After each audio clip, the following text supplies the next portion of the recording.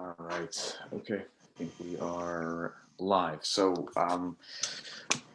well, I know that I said last time I want to look at a piece from the Be'er Halacha. I want to hold off on that just not this week. I want to actually just push a little bit forward in the text of the Shulchan Aruch or Mishnah Berurah, because I feel like having a larger picture before we jump into that will be helpful. So just appreciating the comments of the Be'er Halacha, which are quite lengthy. And that Be'er Halacha deals with the question of building homes, the various opinions of the Rishonim from and when can we rely on Rabbeinu Tam's more lenient position. What about a situation like I think we have today, where buildings in general are built almost exclusively by using a contractor, and then the contractor handles all the nuts and bolts and the hiring of all the other people that would do the work. So that may change the calculation. It certainly, by the way, on a strictly halachic level, changes the calculation. On a practical level, it's an interesting question.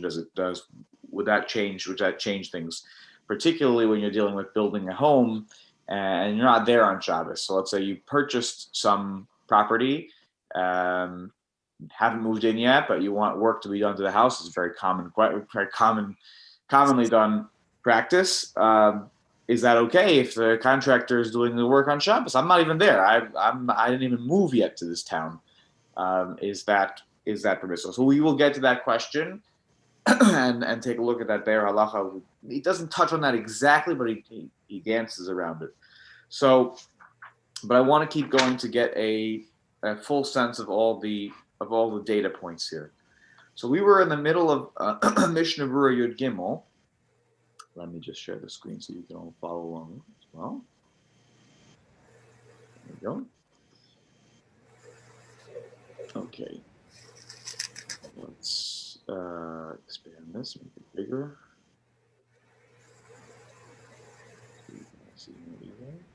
Okay. We were right over here. So we were about to move to the question of a public building.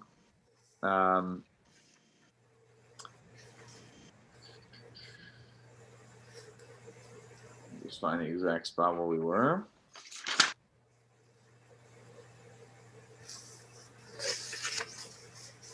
Right. We had said that the Shulchan Aruch had said that if a malacha were to take place outside of the tchum, outside of the boundaries on Shabbos, that would be permissible. That would be permissible for the non-Jew then in a kablanut fashion, in a contractor type of fashion. He can go ahead and do it because there's no benefit to me and there's no problem of maris ayin.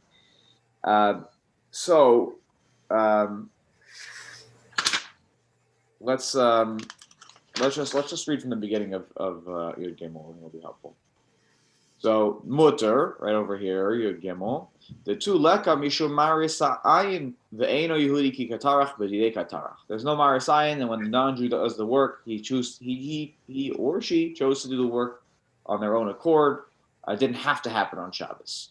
Hine mitoch mashin hisbar bazeh hasif muchach de'asa liskor eno Yehudi b'kablanos lifnot zivlo mechatzer.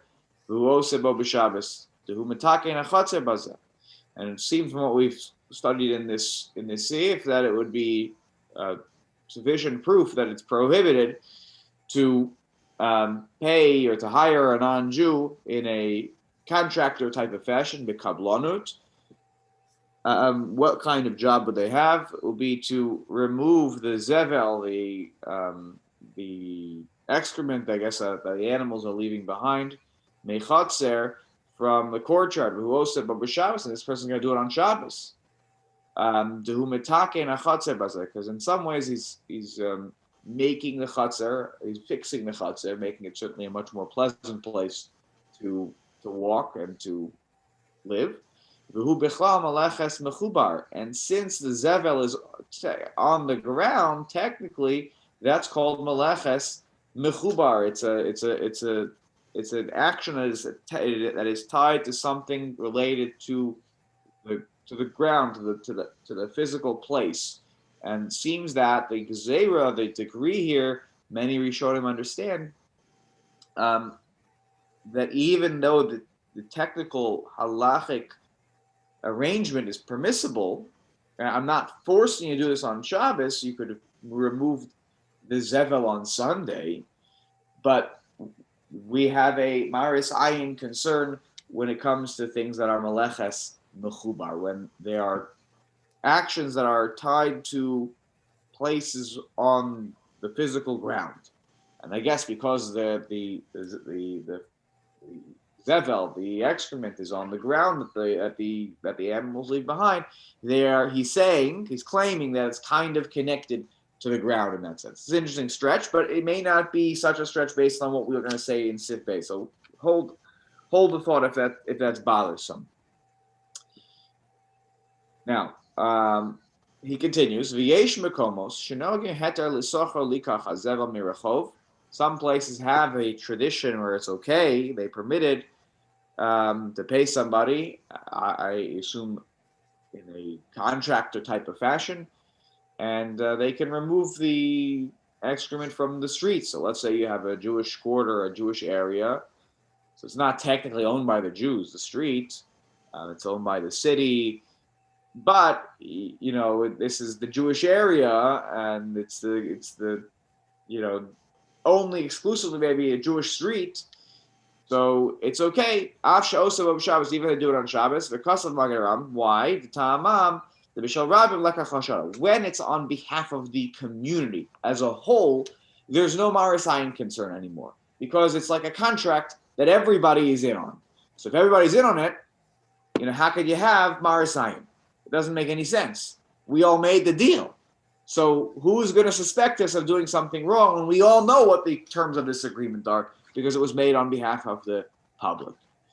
Aval b'schir yom, if it was a schir yom arrangement, meaning that we paid this person, the whole city, the whole Jewish community did it, but they say, okay, we'll pay you, for each day that you remove it, so and you should come on Saturdays too, and we'll pay you for Saturday specifically.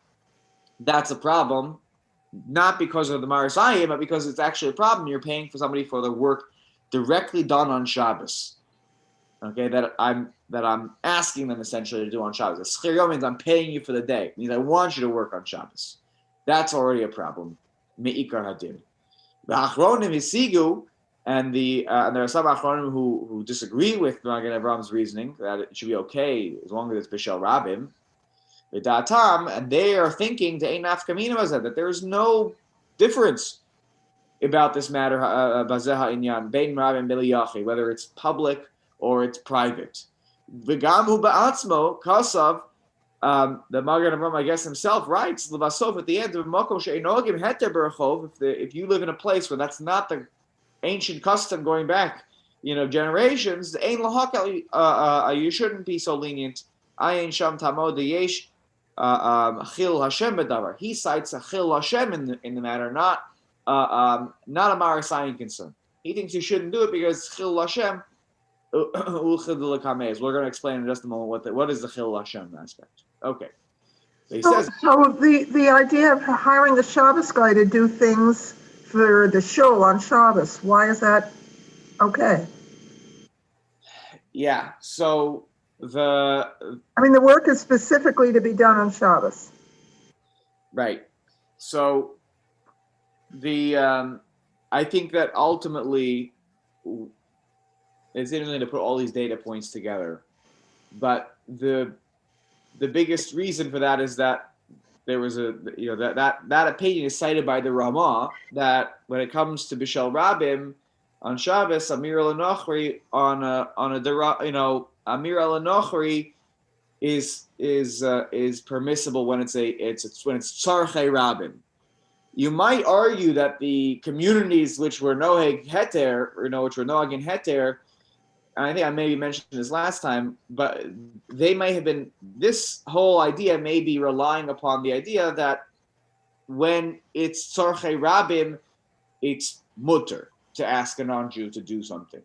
And you could say that cleaning the streets so that there isn't zevel on the streets on Shabbos would be I would argue that that's tzorchei rabim, in order for people to be able to enjoy Shabbos and not have a terrible stench on the street and be able to walk and not get worried about they're going to get on their shoes, etc.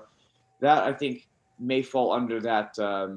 That may be sort of what's going on here. That opinion that the Ramah cites, which not everybody agrees with, it's a very leading opinion, is that of the Baal Ha'itur, who's I would say more, who was a less often quoted Rishon, and this was his opinion, and it made its way into the Ramah when it's Tzarchei Rabim. He said it even across the board, I think, but it's only applied when it's the needs of the community. So I would argue that that's probably what that opinion is. Why some would oppose it? I'm just trying to think here if there's a good reason to really oppose this. If you hold like that Ramah, I think it's a good question. How come some of them were more machmir? It's interesting. The Magen Avraham cites Chil Hashem, which is a very different kind of reason not to do it. In snow removal on the shul parking lot, I mean, the shul is paying specifically for them to come in on Shabbos to clear it. Right. Correct. Yeah, and I think I believe that we've had that, in situations when it snowed on, let's say, Friday night. I do believe that, and certainly, I think we've brought in the snow. I don't want to say this for sure. I don't remember now offhand, but I believe that we've had the snow removal team show up. Right. I think again, it's tzarchei rabim. The reason it's permissible is because we don't want people to slip. We don't want people to get hurt. It's tzarchei rabim. The same way that the example that's given when it comes to tzarchei rabim in the Ramah is the eruv wire goes down on Shabbos. You can see it, right? So our eruv is so wide you wouldn't even know it. But let's say you see the eruv wire is down, so it would be no problem to ask a non-Jew, "Can you fix the wire for me?" In order to then fix the eruv so everybody can carry on Shabbos.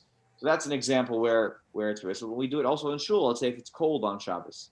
So someone will go over to Andre. You can hint 100 times this way or that way, but you're basically asking Andre to turn the heater up, and that's a fire. You're literally there's a fire somewhere downstairs, and now you're stoking the coals. That's if you did that, if you and I did that, that's a doraisa. But yeah, we will ask non-Jew to turn up the temperature if it's too cold on Shabbos. It's a very common problem in our shul, by the way. People are always saying it's too cold in the winter. So we've definitely done that. And again, it relies on that Ramah. We will get to that Ramah. But your point is well taken in that. I'm not sure exactly why those who oppose it don't subscribe to that Ramah. Maybe they just don't. I don't know. Doesn't it matter how you phrase the request? In other words, if you hire a service and you say, anytime there's snow on the ground and you think it might be hazardous, would you please plow our parking lot? Or you say to Andre, anytime you think the shul might be chilly, could you raise the temperature? Rather than, going over directly on Shabbos and saying it's cold, can you raise the temperature? Yeah, so I think practically there's no, from a halachic perspective, there's no difference because when it comes to the snow removal, so, you could say it's a little bit subjective, but essentially, let's say you get 6 inches of snowfall overnight, on Shabbos, you're basically asking them to do work on Shabbos. Meaning, it's not like they can choose to come in on Sunday. If we didn't get it plowed on Saturday, we would be upset about the fact they didn't come in on Saturday. That wasn't the arrangement we had. We had that, within X amount of hours, you need to plow the snow so that our congregants can safely park and walk in the parking lot. If we had such an arrangement where it's like, after a snow, you'll come whenever you come, then okay, that's different. Then I'm not, as long as I don't force the non-Jew to work on Shabbos, then if they choose to do the work on Shabbos, that's when it becomes okay. And even though let's say in Andre's situation, so we bring up the heat. When we ask him to turn up the heat in shul, and they say, oh, let's just you'll figure it out. he's then still doing it on our behalf on Shabbos. Not if he's uncomfortable. That's the So point. If you say, if you think it's right. warm, So if you think it's cold, right. So there, exactly. We will get to this. There's obviously a very lengthy topic, but what happens when a non-Jew will do something for their own sake? Right. That's harder to say with the snow removal because then that's not their property. But if somebody does something for their own sake, a non-Jew does something for their own sake, and I benefit as well from their action, is that permissible? And I would say in almost all cases that the answer is going to be yes. There will be some exceptions to that as well, though, too. Okay, very good. So he brings up the Chil Hashem aspect here, and then he says, Vehine. Filim nemar the Bishel Rabin Lekach Hashada Mikol Makom Hiskim Hamagen Avram She'en Lahati Libnos Beis HaKnesses B'Shabbos B'Kablanus. He says, look, even if you say it's okay on behalf of the community, I wouldn't buy. He doesn't go along with the idea of building a shul, which is a public building, and allowing it to continuously be built on Shabbos. Even though the financial arrangement is fine, I'm not forcing the non-Jew to work on Shabbos, but when he shows up to work on Shabbos, should I tell him or go home or actually be proactive and say, please just don't do the work on Shabbos? Why does he oppose it? Ki bizmanenu ein ha'umos shachnenu manichin l'shum adam lasos malacha b'farhesa b'yom chagam.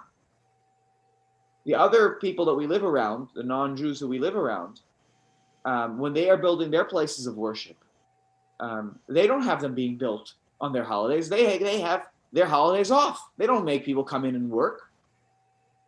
So Ika Chil Hashem, he says it's a bit of a desecration of God that Im Naniach Anachnu Lasos B'Yom Shabbos V'Yom Tov. That we allow the people to come in and work on Shabbos and Yom Tov and build our place of worship on our day of rest and on our holy days. So he says it's just not right. It looks bad. That's why it's permissible by the letter of the law. He just feels like it looks bad that the people around us are going to see that we don't really respect our holidays as much as they respect theirs. ומכל מקום, כספו כמה אחרונים אם יש חשש חס ושלום שיזבט על הבניין בית הכנסת לגמרי, מותר להניח לעין היהודי לבנוסו כשהוא בקבלנוס. ובלבד שיהיה מפורסם לכל שהוא בקבלנוס. He says that if for some reason, I don't exactly know what the scenario is here, but the taking away the ability for the non-Jew to do the work on Shabbos, so you can't force them to do it on Shabbos, by the way, and they would need to be able to not do it on Shabbos in order for them to be permissible, for it to be permissible for them to work on Shabbos. Hopefully that makes sense. But if for Chas Hashem, the shul is not going to get built unless we allow them to technically do it on Shabbos if they please, then it's okay to allow them to build it on Shabbos, b'kablonus, in that permissible arrangement of a contractor, as long as also we publicize it to the community, maybe even the non-Jewish community. I'm not really sure that makes any sense, though. Probably just to the Jewish community that the arrangement was b'kablonus, and therefore it is all good. So basically, bottom line is that a shul that's looking to, that's building a building or an expansion. Certainly, with a new building, it's maybe more of a question because you'll say, okay, there's no disruption on Shabbos, but yet it seems from here that we should refrain from doing so. The Aruch HaShulchan takes a similar stance, and he says that Le'inyan suras sorry. ועוד אין לכחל לשם שמיים יוסף מזה נגד האומו שנניח לעשות בניינים בשבס קודש. So it's just a Chil Hashem that people see that we allow work to happen on our holy day. It doesn't look good. Everyone is acknowledging, we're not making an argument here of technical letter of the law. It doesn't look right. Okay, so that's the question of building a shul or a beis medrash on Shabbos. Let's go to beis in the Shulchan Aruch. Lifsol ha'avanim uletaken hakoros afilu beveso shel eino Yehudi asur keven letzorach mechubarhu v'im asu kein lo yishakam bevinyan. Okay, so what's at stake here? Let's read. What about not? I'm not asking you to build a building, but I'm asking you to get the bricks ready and the stones ready, and you'll cut the stone, and you'll fix the beams. You'll get them all ready so that when you come on Sunday, it'll be ready to be placed where it needs to go, and it's measured. And it was measured perfectly. So to do these actions, which relate to things that will be installed on the house, even if they are done in the non-Jew's house, he's doing it privately. He or she is fixing up the beams and the stones. It is prohibited according to the Shulchan Aruch, because it is sorech mechubar. These are things that are going to be attached to the ground soon. That is going to be part of the structure of the house very soon. And since it's litzorech mechubar, this opinion, which is cited from the Tosfos and the Rush, quoting a Yerushalmi, that this is not permissible. It's an extension of mechubar, of things that are attached to the ground, even though right now it's not attached to the ground. And if you do so, if let's say the non-Jew does so, you should not include this in the installation of the building. That is a very, what I would call a very stark position, that suddenly now I can't even use the stone to build it on Monday. But you have no control over that. Correct. Well, correct. That's why it's a very difficult opinion, because on a practical level, it's hard to know.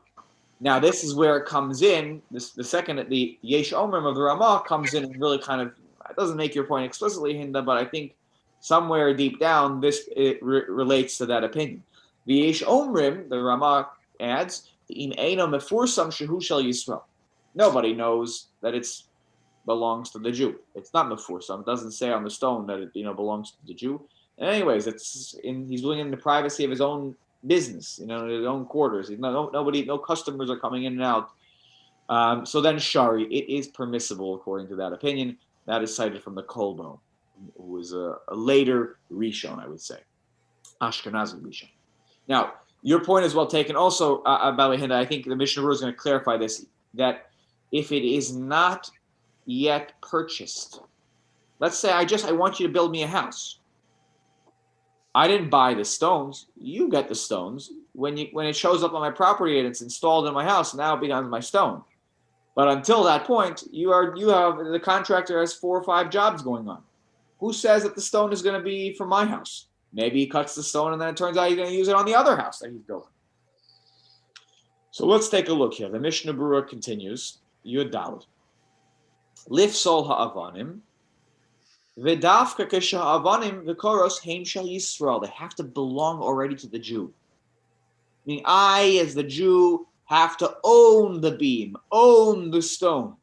V'nosnam l'uman. And I gave it to the uman, to the worker, who is non-Jewish, Eino Yehudi, l'sotetamu l'taknam, to kind of set it and to prepare it properly and to fix it up so it's good, ready to go. Avalim ha'eno Yehudi misate tavonim shalo. But if the non-Jew is using his own stones, umetake and koro shalo, and he's using his own beams, shayisrael asa imo kiboles al hakol. I just said, build me a house. I didn't talk about the stones and the wood beams and the who owns what and who's gonna. You do the whole thing. I pay you for the job. Then hakol al hakol the habrera. The choice is up to the non-Jew. He can choose, he could use other stones. Maybe on Sunday he'll be like, these are better. I'm gonna use these ones actually. And he'll keep the ones from Saturday for himself. So even if he does it and he uses those stones that he prepares on Saturday, and he even has in mind, I'm going to use them on the house that the Jew, contracted me for, is still fine, as long as it's imeino beveisel shel Yisrael, as long as it's not in the house of the Jew, because then you're going to get back into a marisayin concern. People are chopping stone, are preparing stones, and they're chopping wood right there on your front lawn. Again, that gets into a different problem. Afshehu mefursam she'asa zeh letzorech Yisrael. mutter. So even if it's happening in the house of the non-Jew, and he puts on the front door, right now I am cutting stones for the Jew, it's still permissible to use those on the house. Shezed no nikra adayim meleches Yisrael. It's not called meleches Yisrael. I don't own the stone yet.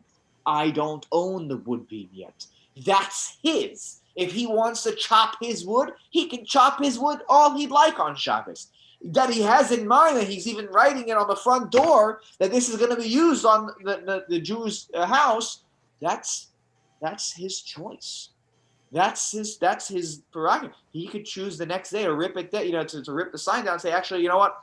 I chose to use something else that I'm going to prepare on Sunday.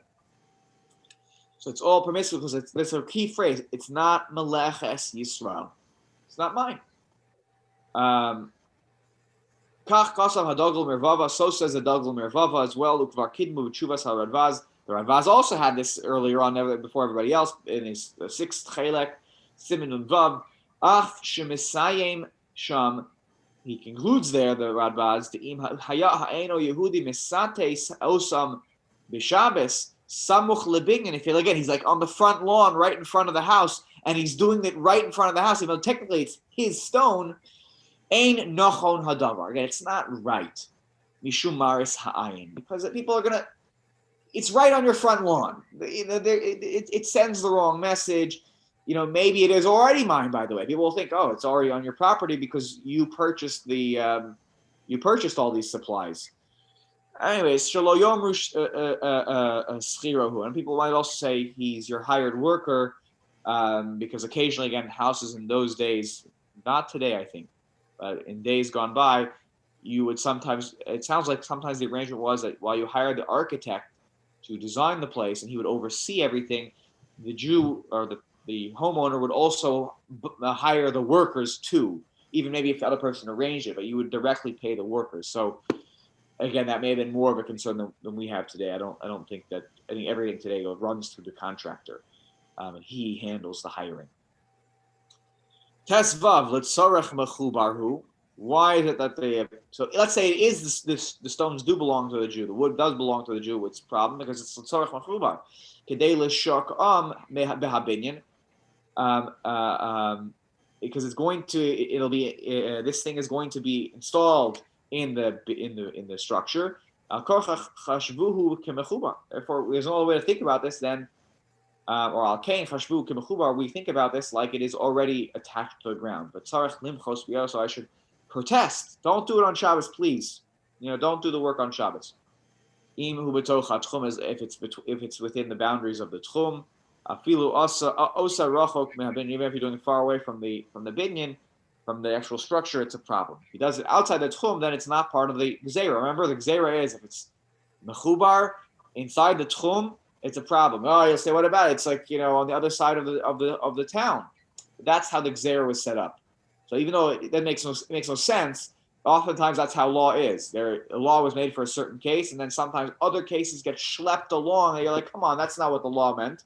But that's how law works sometimes. I'm not a lawyer, but even I feel like that's the case. You can tell me if I'm wrong. Yeah, right. That's how it works sometimes. Like, come on, that's not why this law was instituted in the first place. But it's the law. Okay, the Yesh Omrim, and this will be our last comment because I'm running out of time. The Ramah says it's permissible, even if it belongs to the Jew, the stones and the wood. Yesh Omrim Kai Akulu. And the Yesh Omrim, by the way, is going back even on the previous sif. He's going back on the whole thing. The Hainu Af Mechubar Gamor, even if it is actually really Mechubar, not just Talush that's going to be Mechubar soon. Lo Asru Bekablanus. Ella Bistama. It is permissible. It's not a problem in Kablanus unless it's sort of, unless it's, a stam arrangement. What does that mean? The stam Shem HaYisrael Nikra Lav. Because if it's a stam arrangement, then the situation here is related back to it calls back to the name of the Jew when people look at what malacha is happening here, because it's my property. That's what mechubar is. Aval v'yadua lanu she'eno mefursam abinyan Hashem Yisrael. Let's say not everyone knows that the Jew owns the property. It's not clear. Right? There's no sign. it's not at all mefursam. It's not publicized. Lo asra b'kiboles. It is not prohibited then to go forward with a kiboles arrangement, with a contractor arrangement. One of the biurim, the extra explanations I have here in this fancier Mishnah Berurah explains that. So let's say a person bought a house, but they didn't move in yet, and not that they didn't move in yet, but let's say part of the buying process, they tell the seller, before I buy this, I want this work done. So that is 100% permissible. First of all, I would argue that's not even called Melechas Yisrael, because assuming that the seller is not Jewish, that they're doing the work. I'm just forcing you to do the work in order for me to buy the house. But he brings up a case here, I think, where let's say it's in a town where there's not even that many Jews, something like that, or something like that. I have to go back and look at it. But what happens if there's no one knows it's owned by a Jew yet. It's not really publicized. I bought it, but it's quietly, sold. I don't know who bought it. Can some work be done before the family moves in, or before it becomes known that there's a Jewish owner? Anyways, that would certainly be permissible according to this approach. But how did why did Rama only put the Yesh Omrim here? When it comes to a binyan, actual house, you can't have this kind of situation. Either it's a Jewish-owned property or not a Jewish-owned property. When it comes to stones and sticks and stones, then you can have such a question. All right, I will stop here. We'll review that last point. The shul feed should begin just momentarily. I see some people have joined who are probably looking for that.